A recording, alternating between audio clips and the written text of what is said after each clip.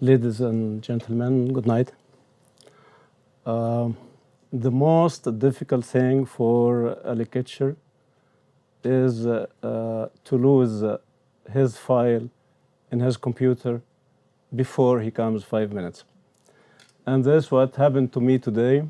But I got happy to have this because this makes me more free with you and maybe more frank and maybe better. First of all, I have to thank Student Association, Madzlis, for this generous invitation to give me this chance to talk 1 hour. And this is too much for me because nobody listened to me all my life 1 hour.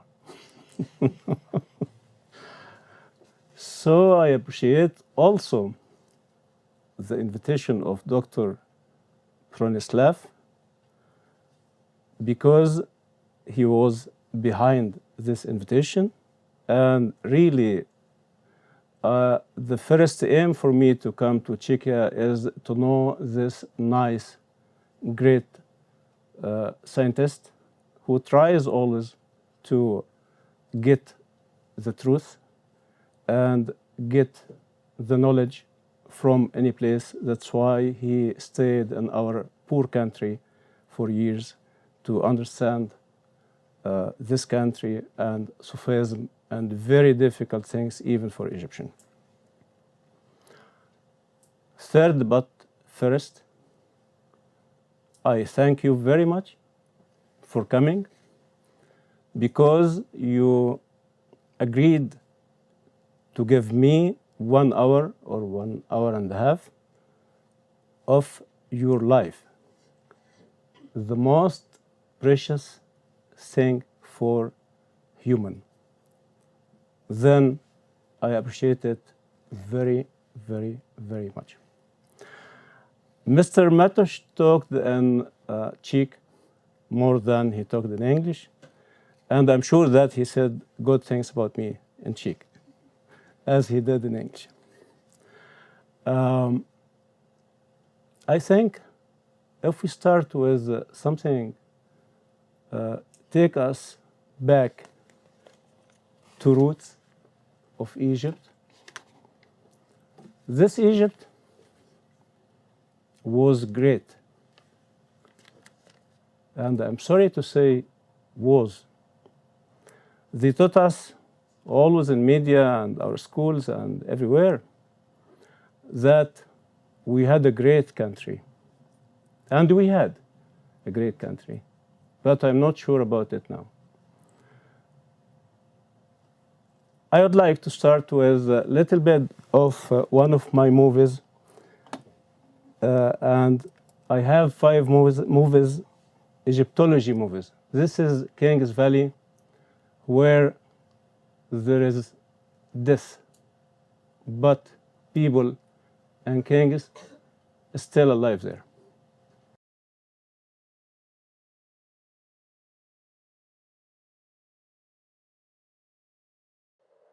وادي الملوك. لا يشبه هذا الوادي غيره من الوديان، فها هنا ينعقد اجتماع رفيع المستوى بين ملوك وملكات مصر. إلى هنا لا يأتي الملوك والملكات في مواكبهم الدنيوية الصاخبة، بل يأتون محمولين على محفاتهم الملكية بعد أن تنتهي رحلة الحياة الأولى.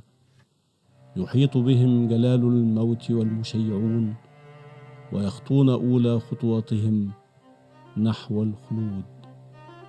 إنها المدينة الجنائزية الملكية العظمى لحياة الفرعون ملايين السنين في غرب طيبة. هكذا كان يسميها أصحابها قدماء المصريين، والتي نطلق عليها الآن وادي الملوك.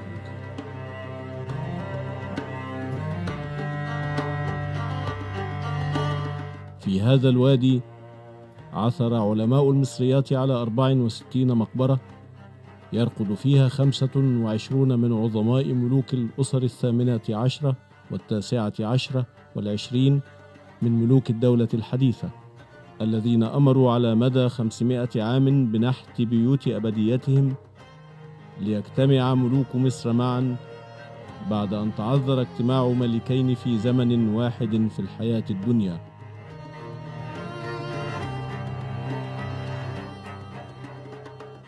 فور صعود ملك لعرش مصر كان يأمر ببناء بيت أبديته بمواصفات ملكية لكي تعينه النصوص والرسوم على جدرانها وأسقفها على أن يعبر مخاطر الطريق في العالم السفلي ليصل إلى صحبة إله العالم الآخر أوزوريس في بيته حدائق مصر التي في السماء.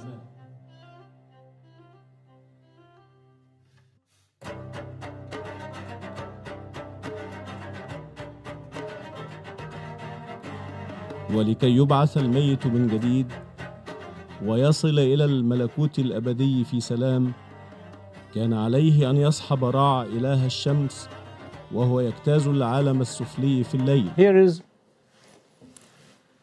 the death 4,000 years ago in Egypt. They respected life as much as they respect death because they believed that there is a life after death. Now, when I am invited to talk about Egyptian revolution, so it is an issue about life, but better life. People in Egypt wanted to get it. What was bad before this revolution? How many years we have a bad situation? And what kind of bad? Because I noticed everywhere that everybody thinks that he is in a bad country.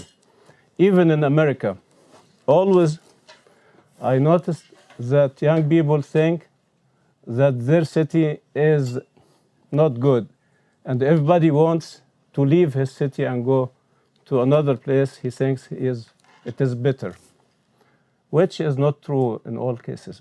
Your country is here, beautiful, nice, clean, educated people, nice people. Even if you have some troubles, nobody in the world doesn't have troubles. But what about Egypt?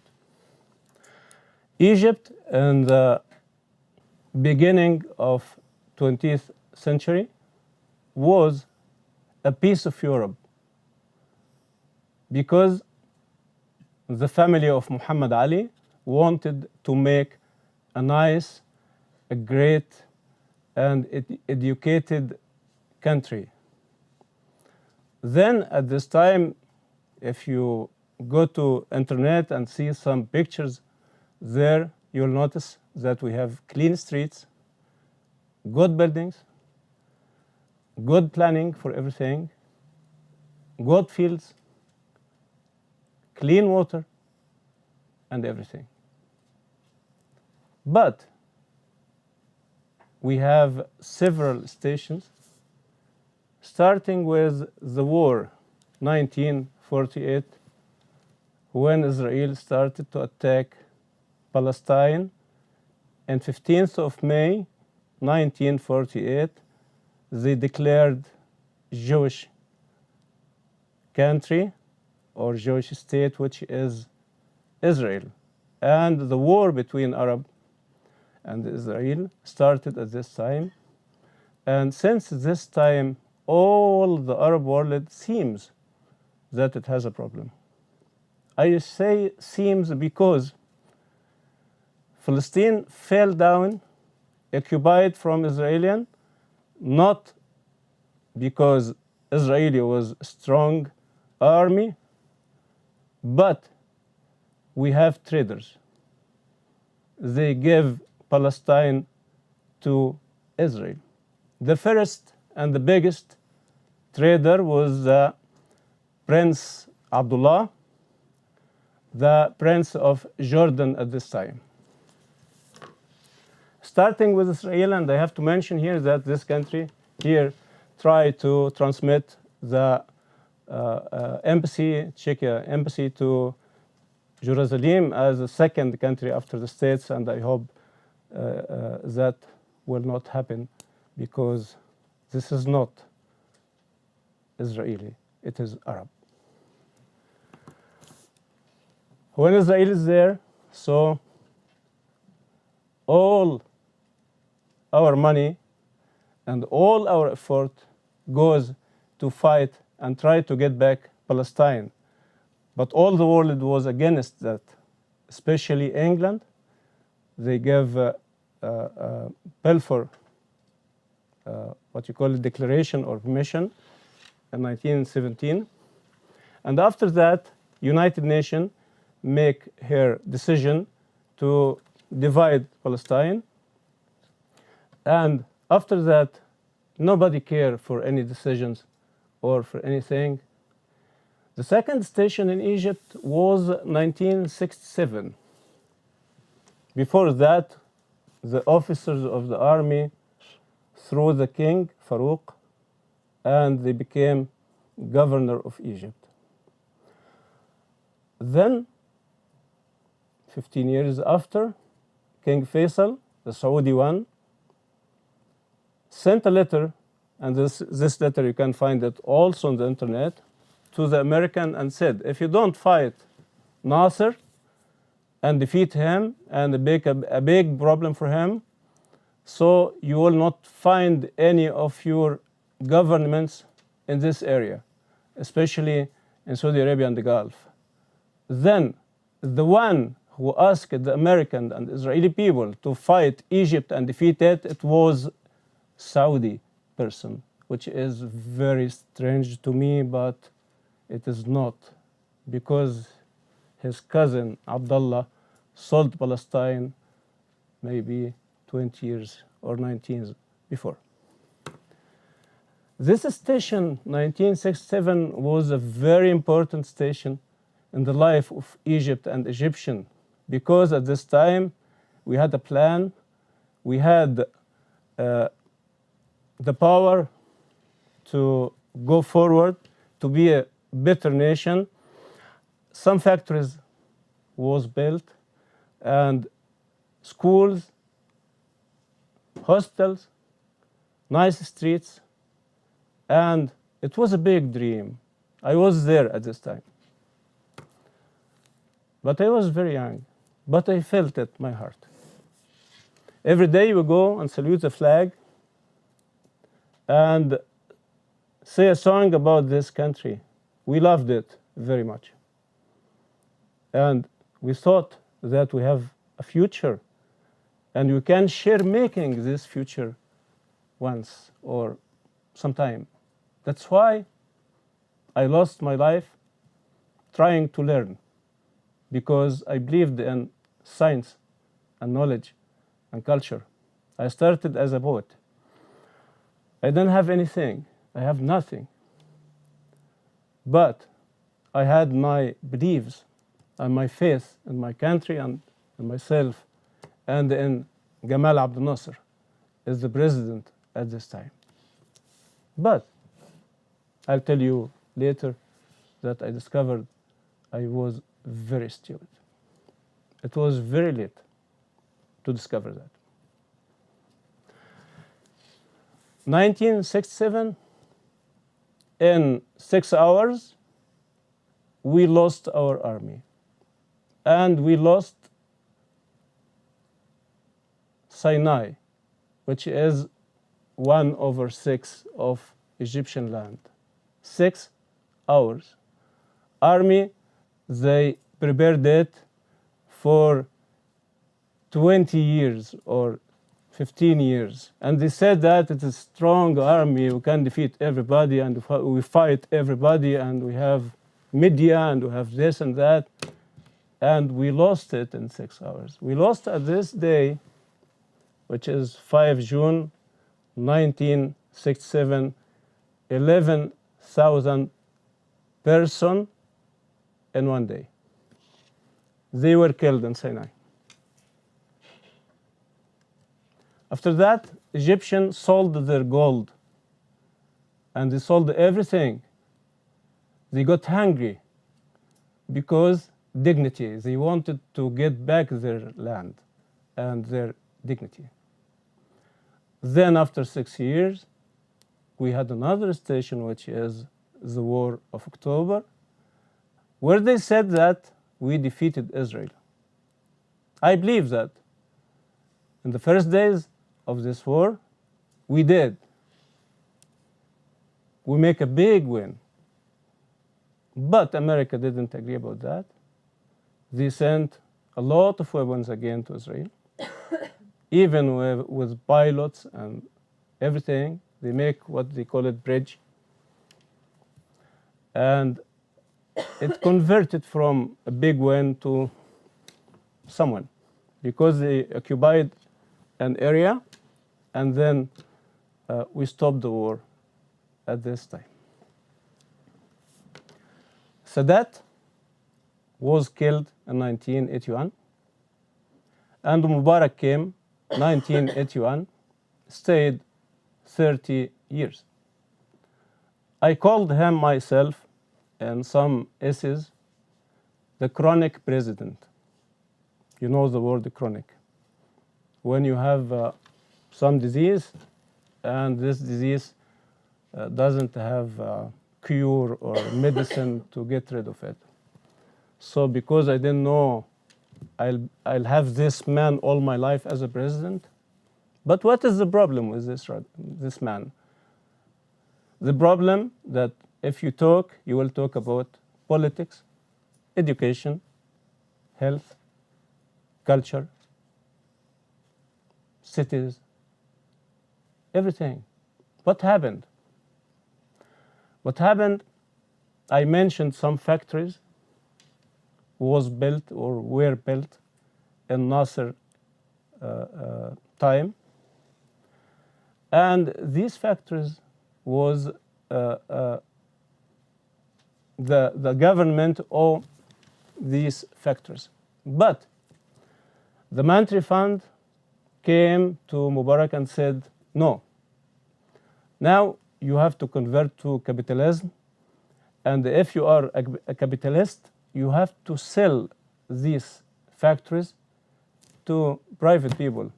And then one of the things Mubarak did is he sold these factories. Egyptians stayed 50 years to build it.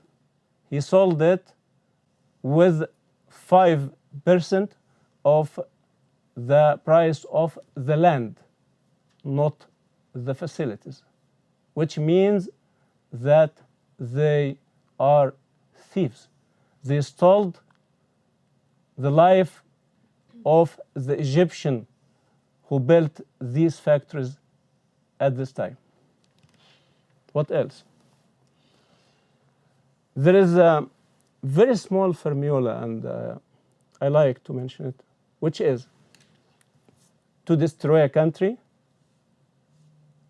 you have to destroy education. To destroy education, you have to destroy the uchtel, the teacher. Yes, some uchtel. I know some words. So because when you destroy the teacher,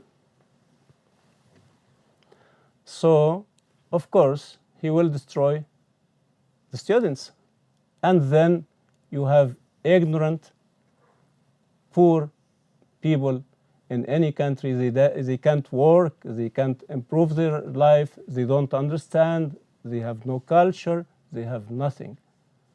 And that is what happened in Egypt in the age of Mubarak. What Mubarak did, I will not talk a lot about it, but I'll give you the result now.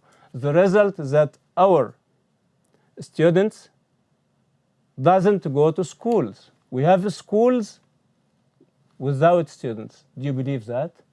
Especially in secondary school, the second and the third grade, the students don't go to school. Every day they stay home, but they go to private lessons because they need to have good grades after that in the exams. So we have empty schools. Do you imagine that? Really, it is a scandal for me, at least. That's Mubarak, what Mubarak did. Why? Why he did that? Because a lot of capitalists built private schools. Then, if we have good governmental schools, the people will not go to the private schools. Then you have to destroy this or this to make these works, so the people are obliged to go to the private schools. And that's what happened, and that's what happened now in Egypt. Again, that's Mubarak. What else? Media. Media means freedom. Media means to know. Media means truth. I worked for the Egyptian media the last 20 years of my life. In the Egyptian TV and the culture channel. Must be a very good channel. So when I talk about media, I'm talking about from inside, not from outside. But who has free media in this world? Who has real media, true media in this world? America, Russia, Czechia, Saudi Arabia, Qatar, maybe Israel, I don't know. But what I'm sure about, that when we talk about media, we talk about the owners of the channels. So if you know the direction, if you want to know the direction of the channel, you have to go and ask about the owners of these channels, and you will know the truth, what they need. So, what else? So we have all the time two kinds of media, governmental and private media. If the government has a media and ought, so do you think that it will be a free media? Of course not. They will work for the ideas of the government. And if you have a capitalist has a private channel, as we have in Egypt, do you think that he will talk about poor people and about good schools and hospitals and this and that? Or he wants advertisements and a lot of money? And to do that, he must have a relation with the government to allow him take ads, because they control ads. Then he has a relation also with the government. That is the media which we had and which we have. But for 3 years, from 2011, 2013, maybe some of 14, we had for the first time free media. I worked as a free man just 3 years. I did not what I like, but what I believed. I tried to tell the truth. I tried to tell the people what they don't know. Then, in these 3 years and before, because I worked before in something important, a program in the channel, I discovered that we have 122 manjam. What's manjam in English? Manjam, a mountain of gold. You know what? Mines.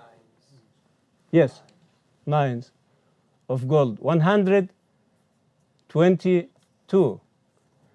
The most big one, I go twice there, inside. It is the biggest in the world. It works for 24 hours. They say that Egypt is poor. It is not. The president who governs Egypt now, he says, he declared on the TVs very frankly that we are very poor. A poor country has 122 mines of gold and go to take money from others and say we are very poor. How? A country has 3,000 kilometers by the sea, by the ocean, the Red Ocean and Mediterranean Sea. How could you be poor for fish or sky or nice beaches to have tourists everywhere?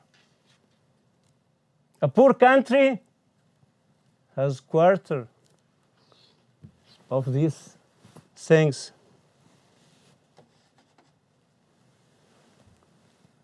In the wallet. It must be the direction of everybody who wants to see new and nice things. How could to be a poor country like this? Any country can be rich, very rich even, if he doesn't these things I mentioned. Even any country can be very rich if he has people like you who likes their country and they have the chance to improve it and to work. But when you have people and you consider them nothing and you don't give any chance to work or to learn, so this is what happened in Egypt. They didn't believe in man, in human. They just believe in themselves. They used people as customers.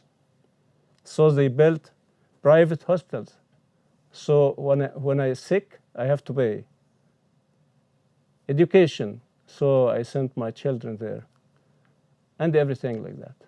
We are customers for governments for 70 years, almost until now. This is Mubarak. And I add, it is worse now. Before the revolution, some years, they said that Mubarak will put his son as a president.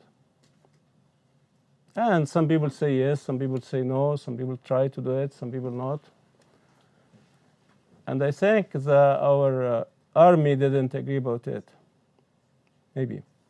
Suddenly, we had declaration, some internet sites.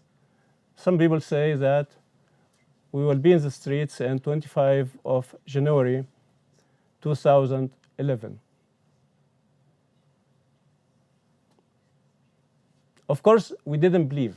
Most of Egyptians didn't believe, but something happened in the hearts. The hope starts to be bigger. And this day, 25th of January 2011, almost nothing big happened. I was in the street at this day. Nothing big happened.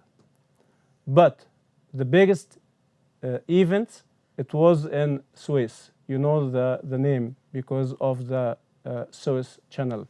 In this city, 3 persons died in the first day of the revolution in Suez. The death of those people makes the people more angry. Then, maybe some days after, a lot of people went to the streets. A lot. And when some people notice that someone goes, others starts, all the people need something. They need life. They need future, hope, something. Then all Egypt went out to the streets. This movie was made about an officer killed. It's a big general. He was killed in the prison, trying to as they said, to prevent people from going out of this prison. But this was not the truth. And I made this movie twice. This time it was in Jazeera before they hit it. Okay, so we can watch. في صبيحة 25 من يناير كانون الثاني لعام 2011 كانت الشرطة المصرية قد أكملت استعداداتها للاحتفال بعيدها، في الوقت الذي انتشرت فيه دعوات على مواقع التواصل الاجتماعي تدعو المصريين إلى نزول الشوارع اعتراضاً على القهر الشرطي الذي فاق حدود الاحتمال. وفي 28 من يناير كانت مصر على موعد مع تاريخ جديد، حيث خرج المصريون إلى الساحات والميادين في أنحاء البلاد كافة اعتراضاً على استبداد النظام ومشروع التوريث.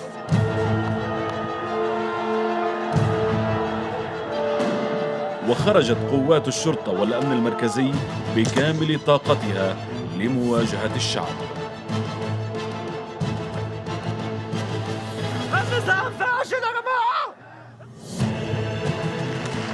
في خلفية هذا المشهد بدأت حالات هروب جماعي من السجون في أنحاء مصر، وبدأ معها ظهور اسم اللواء محمد البطران مدير مباحث قطاع السجون بعد نجاحه عشية 28 من يناير في منع خروج المساجين من سجن الفيوم.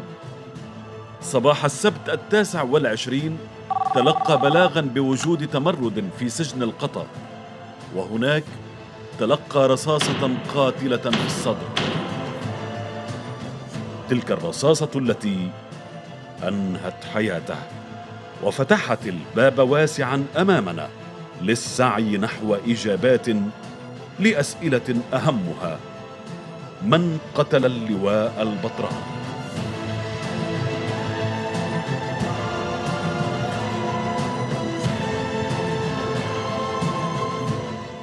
من قتل اللواء البطران? Who killed General Batran? Let me start from this point.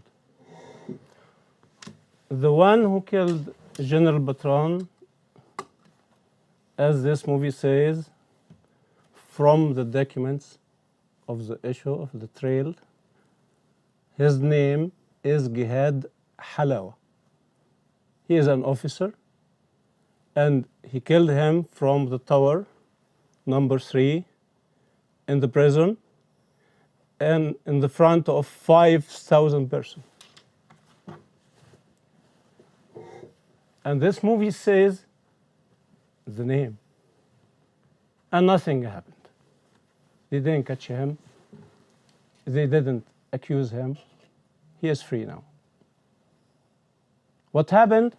That more than 1,000 persons killed in Maidan al-Tahrir, Tahrir Square, and other squares in Egypt in this revolution. And no one was asked. The truth that more than this number, maybe 3,000 persons, were disappeared in this revolution, and no one was asked. One day, I was in the street, maybe after, it was in November 2011. And something like 30,000, 40,000 persons were in the street. Suddenly, we do nothing. We just standing and we talking and that's it. Nothing. Suddenly, army attacked us and police attacked us from 2 directions. And what I know that a lot of people were killed at this day. Those people, I know 2 of them, maybe 6, because I made 6 about the people who were killed in this revolution. اللي قتل الشيخ حماد رجل ملعون وستظل اللعنة تلاحقه، وهي لعنة مركبة. اللهم عجل فرجك وعافيتك ونصرك للمؤمنين في كل مكان. اللهم عجل فرجك للأسرى والأيام والمبتلين بالكفار في غزة وفلسطين والعراق وأفغانستان وباكستان وفي كل مكان. اللهم انصر الأمة. جزاك الله كل خير عن أسرتك وعن أحبائك وعن تلاميذك وعن بلدك وعن قضيتك اللي استشهدت من أجلها، وأبشرك بأنه الإخلاص اللي أنت طول عمرك بتبحث عنه والإصرار ربنا سبحانه وتعالى حوله لعطر فواح. أنا دائما أقول له وأنا اشتقت إليك، وأرجو أن يلهمنا الله سبحانه وتعالى يعني حظا مما حصلت عليه من قرب من الحبيب صلى الله عليه وسلم. بحبك يا مولانا. أنا فعلا كنت بحبه وما قدرتش أقولها له وجها لوجه، بس أنا فعلا أنا بحب الشيخ عماد. مش عايزة أقول كان بيمثل لي، لأن هو لحد دلوقتي هو بيمثل لي قيمة عظيمة جدا. أنا أحبك يا مولانا، أحتاج إليكم، أحتاج لأنك أبي، لأنك أخي، لأنك صديقي، لأنك كل شيء لي بالنسبة لي. تفرج به الكرب وتقضى به الحوائج، تنال به الرغائب وحسن الخواتيم، ويستسقى الغمام بوجهه الكريم وعلى آله. ربنا ارفع مقتك وغضبك عنا، ربنا ارفع مقتك وغضبك عنا، ربنا ارفع مقتك وغضبك عنا. اللهم إنك عفو كريم تحب العفو فاعف عنا. سبحانك لا علم لنا إلا ما علمتنا، إنك أنت العليم الحكيم. رب زدنا علما. لازم يكون في وقفة مع الذين يسوسون هذه البلاد، سواء كان مجلس عسكري أو الوزراء أو غيرهم. لازم يكون في وقفة مع هؤلاء الناس، لا يكون يمر مرة الكرام كأي قتيل قتل في الشارع.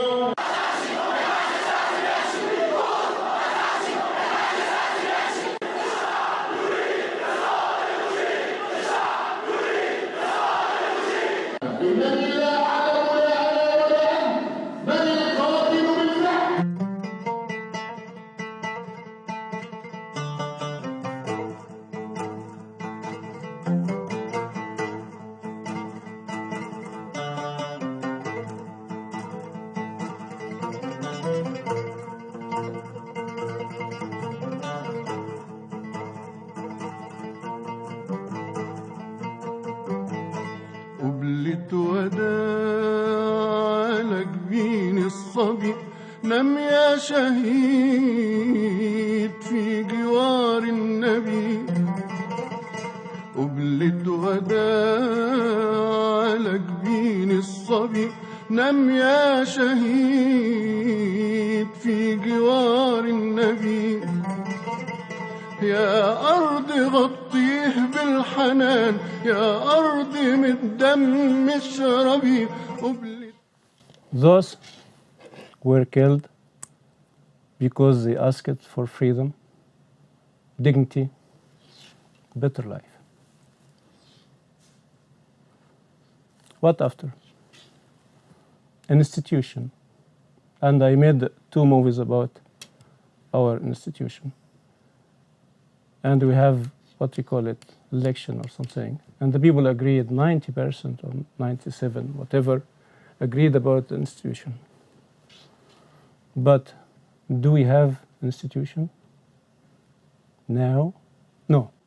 That's because we are governed by what they call it, emergency law. Since 1962, Egypt is governed with emergency law. Only we stayed 4 years without this law, which means that police can arrest anybody without any accusing, with nothing. Just if they don't like his shoes, they can catch him. If you have a beard, so you are a Muslim, so they catch you. It's not only, they don't hit, not only Europe hit Muslims, but also the Egyptian police. I think they are European, maybe. So you could get arrested for any reason in Egypt. For almost now 50 years. Then the institution now in the book by himself in the dark. We have no institution. What do you think about economy? One day, 2 years ago, we wake up at morning, we found the pound is 30% of our pound, which is the dollar was 6 pounds. The other day, the dollar is 18 pounds, which means that you lost 66 of your salary and you lost 66 of your savings and 66 of Egypt in one night. So this is the economy. Schools, it is more empty. Freedom, they bought all the channels and all the journals. Jails, they built more jails for everybody. Then, if we talk about the past, it is almost the same and what we expect in the future. But even all these things maybe I consider very hard and big problems and this and that. It is not. Really, it is not. Even the people who are killed, okay, no problem. What is the next and what is waiting for Egyptian now? And what is threat others, not only Egyptian? It is losing the Nile. Egypt lost almost the Nile, which is, we are threatened after 2 years not to have water to drink. That's why, because Ethiopia built what they call it residence dam, and they finished 85% of this dam now, which will prevent water coming to Egypt anymore. At least we are going to lose 60% if we are happy. But what I'm sure about, we are going to lose 85. These are information. These not an opinion. I don't know what they wait for until the Egyptian through the Mediterranean and jump to Europe. You don't accept here 13 Muslims as refugees from Syria. What happened? What will happen if you will find 10 million Egyptians? We are 100 persons, so you have to be scared of that. So you have to help us to get our Nile, please. It's a big problem. This will what will happen in Egypt soon, so we will not find something to eat or some water to drink. And this is the plan for killing Egypt. To talk about who want to kill Egypt, I'm sure that Israel want to kill Egypt. If you read the Old Testament and the new one, you'll find that Egyptians are the enemies of Israel, so they want to do that. Who else? Saudi royal family. They don't like Egypt because one day Egypt said Al-Qawmiyya Al-Arabiyya. Al-Qawmiyya Al-Arabiyya, which they said that we have to be union like European Union. Gamal Abdel Nasser was an idiot. He wants to make a union with for Arab states together to be strong and to have one economy and not to fight each other and this and that. That's why Saudi, since this time, tried to kill Egypt. Not only Saudi people, but all the Gulf. They are against the idea and they fought it and they paid for that. What else? What do you have? We have Wahhabism. Wahhabism, they exported Wahhabism to all the Arab world. And you know Wahhabism better than me, I think. Wahhabism is Qaeda, Tanzim al-Qaeda. Wahhabism is Daesh. Maybe you don't believe me this much. I want you please to listen to that. This is not mine, I didn't do it. You've used the term global jihadist movement and thus identified the global jihadist movement as the focus of America's fight against terrorism. Isn't it a fact that the global jihadist movement is very closely linked to the teachings of Wahhabism? Yes or no? Yeah, I would say they draw inspiration in a perverted sense, but yes, I would say, and Robert may want to elaborate on that. But the two big global jihadists are Al Qaeda and ISIL, and they draw their inspiration from the Wahhabi strain of Islam. Isn't that correct? Yes. And the Wahhabism is a 18th century offshoot of Sunni Islam, which began in the land that has come to be known as Saudi Arabia. Isn't that correct? And Wahhabism This seeks is to American purify Congress Islam by getting and rid of a American number CIA. of human behaviors and practices that it considers to be sins against Allah.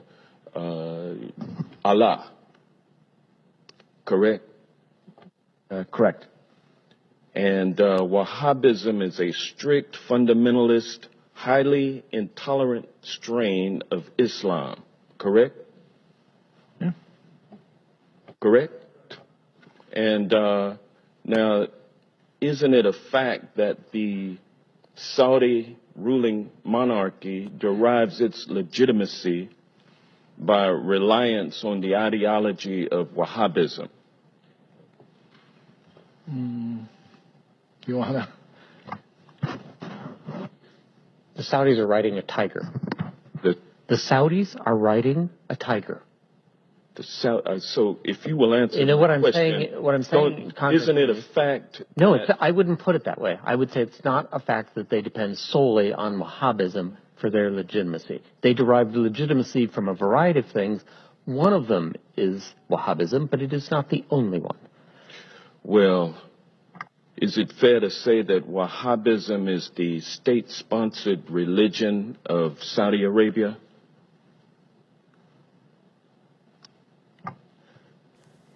Yes, the Saudi government sanctions Wahhabi imams in their major mosques.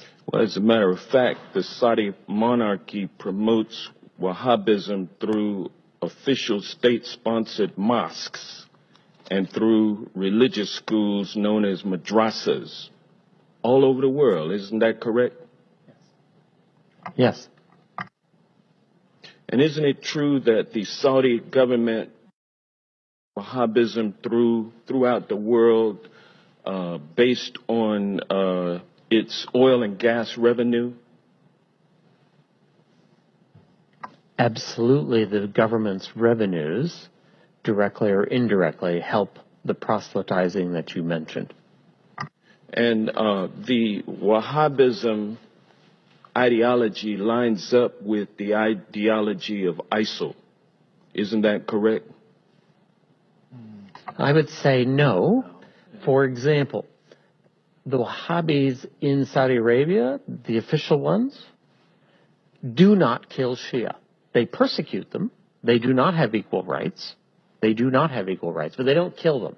However, a Shia in Mosul or a Shia in Raqqa is liable to be killed. Well, yeah, but it's true, though, that the ideology of ISIL lines up with Wahhabism. I would say it's a starting point, and then the Islamic State has taken it several steps farther. Yes. And is it fair to say that Saudi support for the teachings of Wahhabism create fertile ground for ISIL recruitment efforts?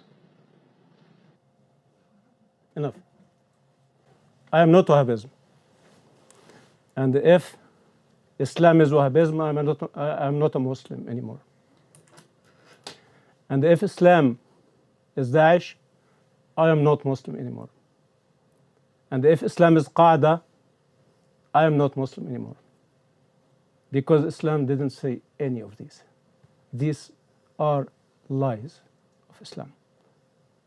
Islam is the religion of love.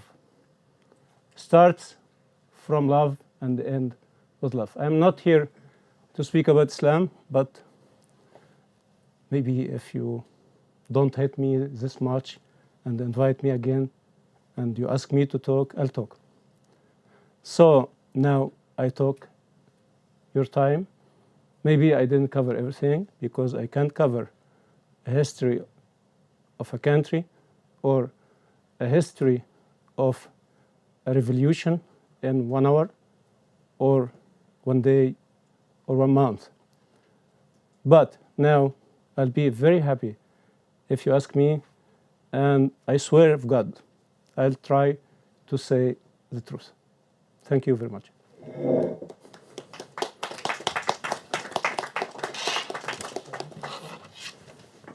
In fact, I have 2 questions. One related to the beginning of ISIS and one related to internal Egyptian issues. May I both or? Yes. Yeah. The first one is related to the establishment of ISIS and a lot of speculations that have appeared on the American fingers in the establishment of this extremist organization. You know, a lot of speculations and conspiracies have appeared. What was, the real American interest?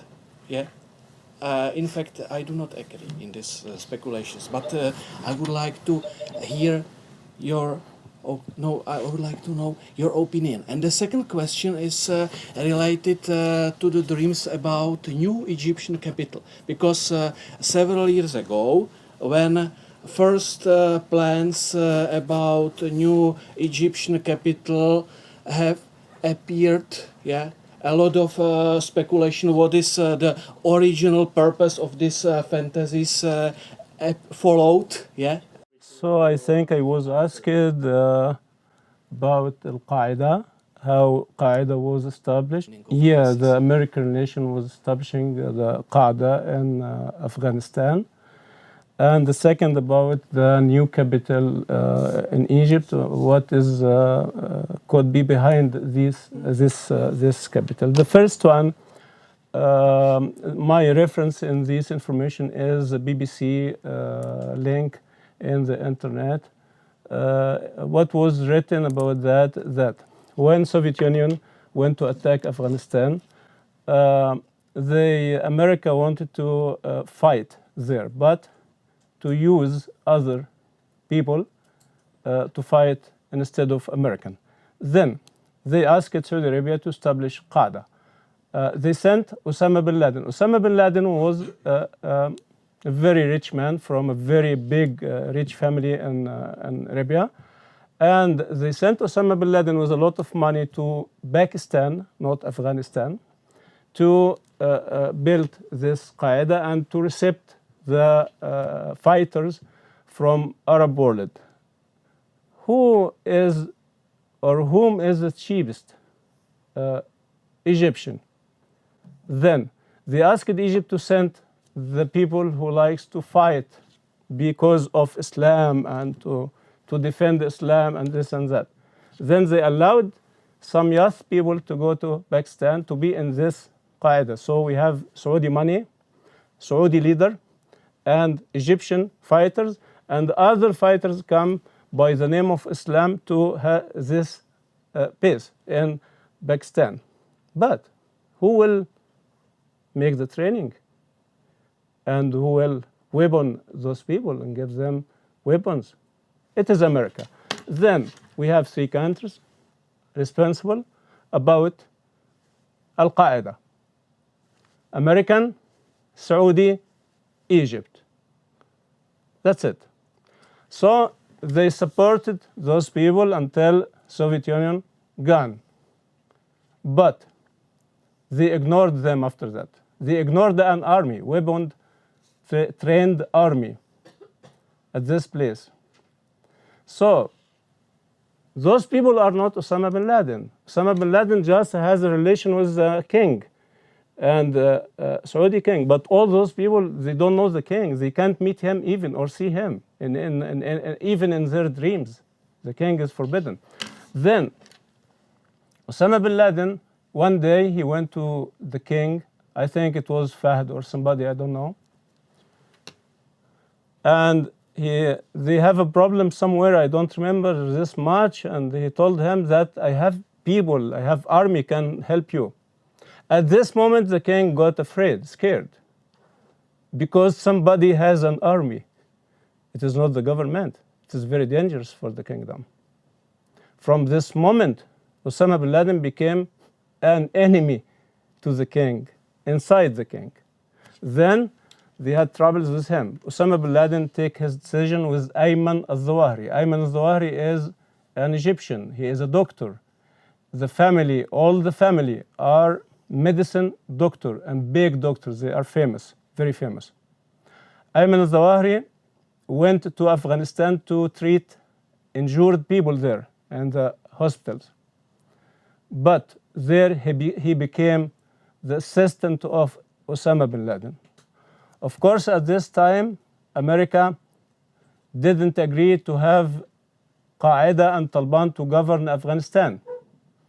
It is dangerous for America and for everybody to have this. What they do, always when you have somebody occupy a country, he thinks about civil war. Then they have another side. They weaponed I don't know, remember the name of this president there, to fight Taliban and to fight Qaeda. And the civil war started in Afghanistan, and the same happened in Iraq, and this is another story. To avoid misunderstanding that my original, I think what you mentioned, I think there is a general consensus on the supportive role of United States towards Al-Qaeda during the war in Afghanistan. But my original intention was related to Daesh, to the speculations related to original American support of this terrorist organization. Because it is the subject of never-ending conspiracy. My reference will be Muhammad bin Salman is the son of the King Sulaiman, the king of Saudi Arabia now. If you want to know the truth, please go review the declaration of Muhammad bin Salman in his last visit in America about Wahhabism, because what I say, it will be related to two things, Wahhabism and brotherhood. Islam didn't know what they call it, political Islam, maybe for 1,000 years or more.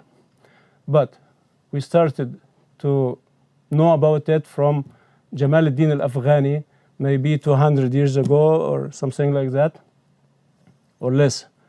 Jamal ad-Din al-Afghani was related to four intelligence in Europe. One of them, I think, is the German, and the second is the Russian, and the third, it was the British. So this man started the movement of political Islam. Then brotherhood started in Egypt in 1928.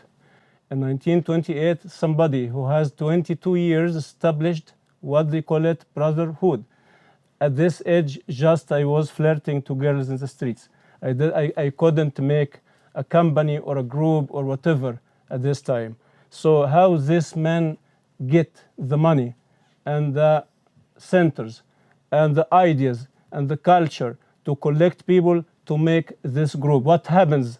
British gave him £500 and they helped him because they wanted some agent for themselves in Egypt, but they can't be the agent of British at this time, can't be with blue eyes. So they wanted somebody from the same place.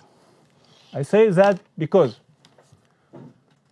all the troubles, what they call it Muslims, it is not Muslims, come back to Wahhabism and brotherhood. If you read the Wahhabism and you read the books of brotherhood, especially معالم في الطريق. It is the book, the most important book and guide for إخوان مسلمين for Sayyid Qutb. So if you read those and you read the last book of Ayman Zawahiri, and I say it is very dangerous book, it must be translated to all languages because it is very dangerous. Because this book, I say it this very clear. This book has messages for all his groups all over the world. I say that very clear. He has message, how to build yourself, how to support your students or your groups in Europe and in America and everywhere. And they say in this book very dangerous things. What they say? They want to govern the world. Why? Because the world is unbelievable. We are not believing God, all of us. Even me, even Muslims. They don't accuse just Europe or America. No, they accuse everybody not in brotherhood group that he is not believer. It is not only Europe or America. So, what happens? And what is the relation between this and Daesh? Daesh is a branch of Qaeda.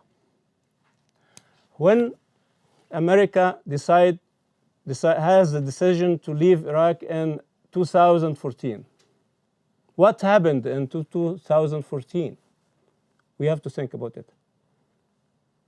In one night, like Israeli people they took Palestine in one night, 15 of May 1948, the English people left all camps with all weapons and everything for Jewish people. So the people wake up at morning to find Jewish people occupy the country. That's what happened in Iraq. And some officers, Iraqi officers, said that, but nobody listened. They said that. What happened? That how can Daesh take a country 1 million kilometers in one day? Who can occupy this building in one day? How many persons you need? With what kind of weapons? So they took Mosul in one night. How? They have weapons? Yes. From where? They are trained? Yes. Who trained them? They have money? Yes. Logistic? Yes. Everything? Yes. They have Toyotas 4x4? Yes. From where? Does America has intelligence? They call it CIA. So they don't know. When they leave, Daesh will be there at morning. Where those people stayed until the American army left the Mosul. So they were in the hotels in Mosul or what? No. It is a plan. It is a Saudi-American plan. Egypt is not there this time. Why? Because Iran controlled Iraq after America invaded Iraq. And now they are going to leave. So Shia will control the country. Shia is scary for Saudi regime. Then what we do is we will take these weapons back to America and pay money for shipping and this and that. And this became old weapons. We don't need it this much. What if we sell it to Saudi people again? So we take the money twice, as Trump did with Mohammed bin Salman, 1 trillion in 3 months. He took 1 trillion from Mohammed bin Salman on the screens. And he took 125 million from Qatar. Trump is very, very intelligent. 1.5 trillion from Gulf in 3 months. This money can rebuild half of the world, not only the Arab world. This money can make the poor people in Egypt and in Pakistan and everywhere rich people. We can build factories and everything and streets and whatever for those people. But they took these people while the people don't have a chance for work in Riyadh and give it to American to have jobs, new jobs in Washington, because Washington is poor and the Arab world is rich. That's why we help.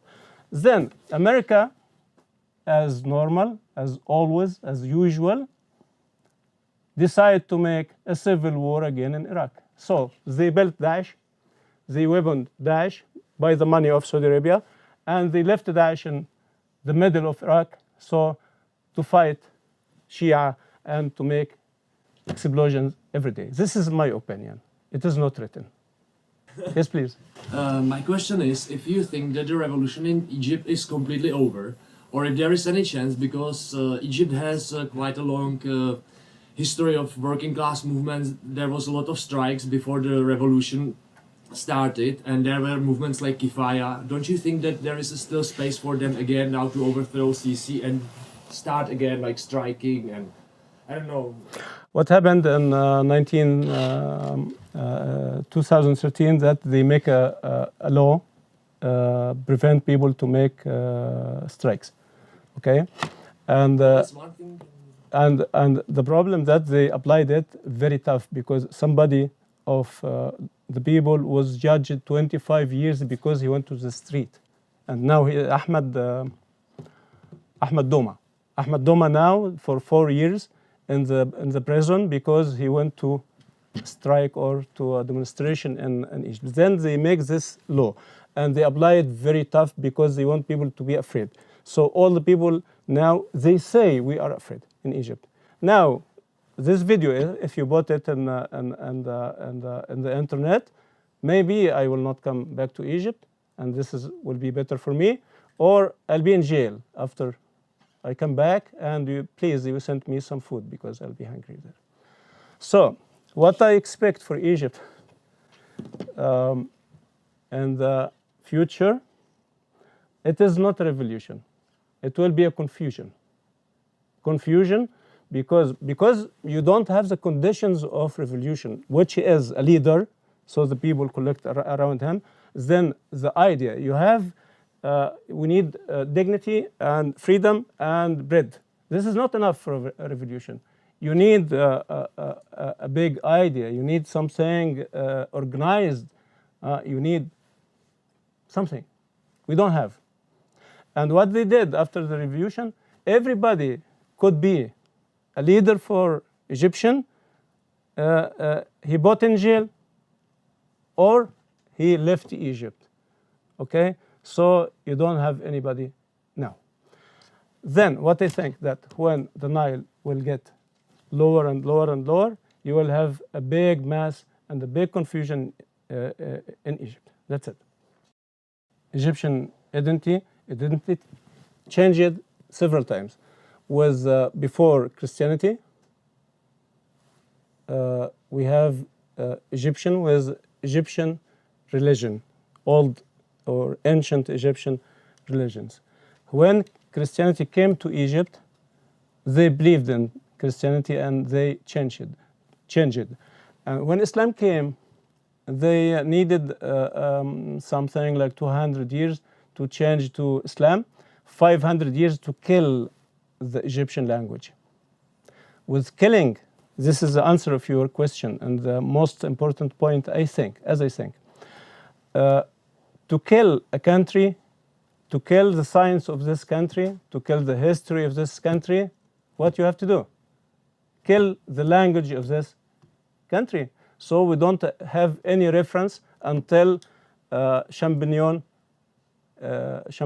came to Egypt and he found Rashid Stone and he solved this problem with the Egyptian language. And until now, all the world try to study what we had at this time. So you don't have one identity for Egyptian because we have Muslims, we have Christian people, we have good Muslims and bad Muslims and Wahhabi Muslims and this and that in Egypt. So if we talk about the roots of Egyptians, they are Egyptians. I believe that we are not Arab, we are Egyptian, but with Islam, because when you believe in a religion, you like it and you try to be related to this religion.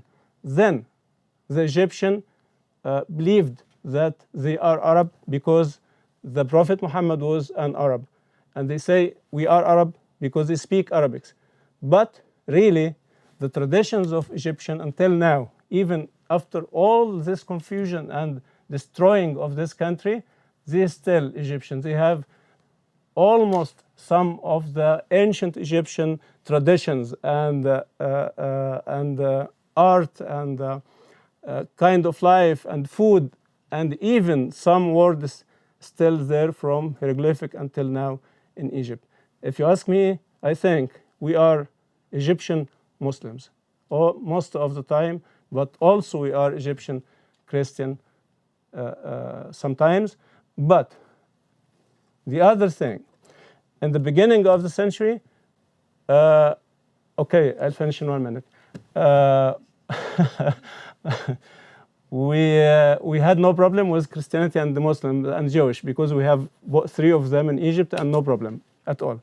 But this started with the period of Sadat, when he started to make groups in Egypt. Then for the first time to hear about a problem between a Muslim and a Christian, it was in almost 1980 or something like that. I'm sorry about anything I did wrong. I'm sorry about any information it may go into. And I have thank you again, please. Thank you.